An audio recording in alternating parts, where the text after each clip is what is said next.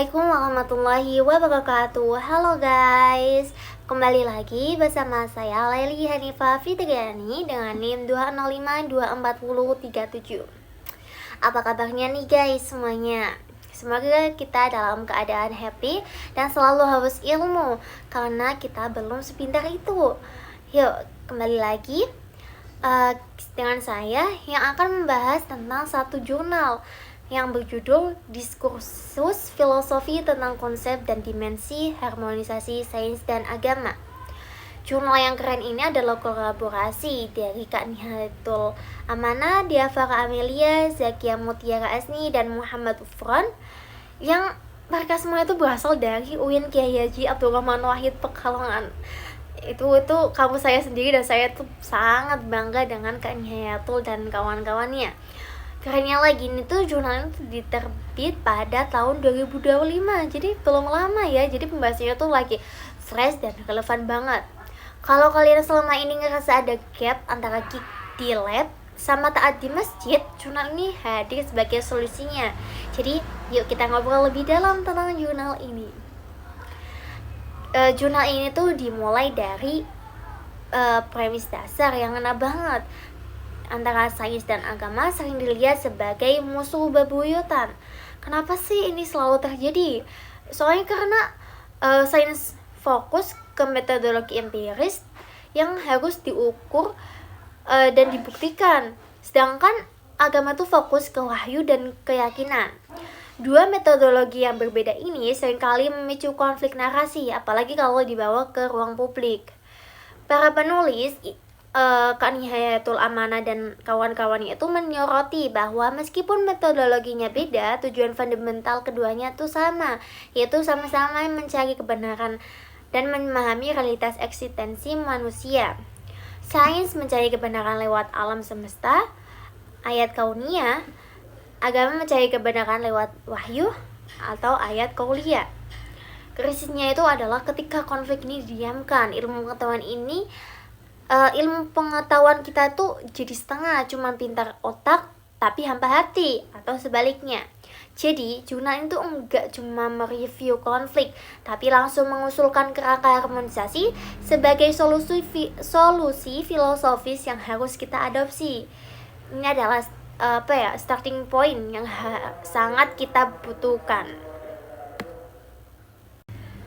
Nah, oke, sekarang kita masuk bagian filosofisnya yang paling mantap. Jurnal ini tuh memberikan dimensi harmonisasi yang sangat jelas. Ini bukan soal cocokologi, itu mencocokkan ayat dengan penemuan sains, tapi tentang pembagian peran yang saling melengkapi. Jadi yang pertama itu ada tugas sains. Jadi tuh fokus ke bagaimana tuh proses itu terjadi. Jadi sains itu bertujuan menjelaskan proses, mekanisme, dan hukum alam. Contohnya nih, kalau terjadi gerhana matahari, sains menjelaskan bagaimana posisi bulan, bumi, dan matahari bisa sejajar. Sains ini tuh memberikan kita ilmu pengetahuan atau procedural knowledge yang detail. Kemudian yang kedua ada tugas agama, fokus ke mengapa. Jadi mengapa peristiwa itu bisa terjadi. Jadi agama tuh bertugas menjelaskan makna, tujuan, dan nilai di balik proses itu. Lanjutan dari contoh gerhana yang tadi, agama menjelaskan mengapa Tuhan menciptakan hukum alam itu, apa tujuan spiritualnya. Jadi misalnya itu sebagai pengingat kekuasaan Allah dan ibadah apa yang harus kita lakukan. Agama memberikan kita ilmu pengetahuan tujuan, yaitu technological knowledge. Jadi penting nih, penulis juga menegaskan bahwa harmonisasi bukanlah peleburan. Kita nggak harus memaksakan fisika jadi teologi. Cukup kita akui bahwa keduanya adalah dua jalan kebenaran yang berbeda, tapi berasal dari sumber yang sama. Dengan pemahaman ini, kita bisa menerima temuan ilmiah tentang proses alam sambil meyakini tujuan ilahi di baliknya. Ini adalah konsep yang sangat dewasa dan matang secara filosofis. Terus apa sih sumbangan pemikiran jurnal ini di kehidupan nyata? Tuh yang pertama, kontribusi utama atau paradigma damai. Jadi jurnal itu jurnal ini tuh menyumbang paradigma baru. Mereka bilang sudah ketinggalan zaman kalau kita masih melihat sains dan agama dalam kategori konflik atau independensi. Mereka menawarkan integrasi atau dialog sebagai jalan tengah yang paling konstruktif. Kita sebagai peneliti, mahasiswa atau guru harus mengadopsi kerangka berpikir ini. Yang kedua, ada urgensi dialog multi aktor. Penulis juga menekankan bahwa harmonisasi ini harus menjadi melalui dialog konstruktif yang melibatkan bukan cuma ilmuwan agama dan ilmuwan sains, tapi juga membuat kebijakan. Kenapa? Karena ketantangan zaman ini tuh sangat rumit.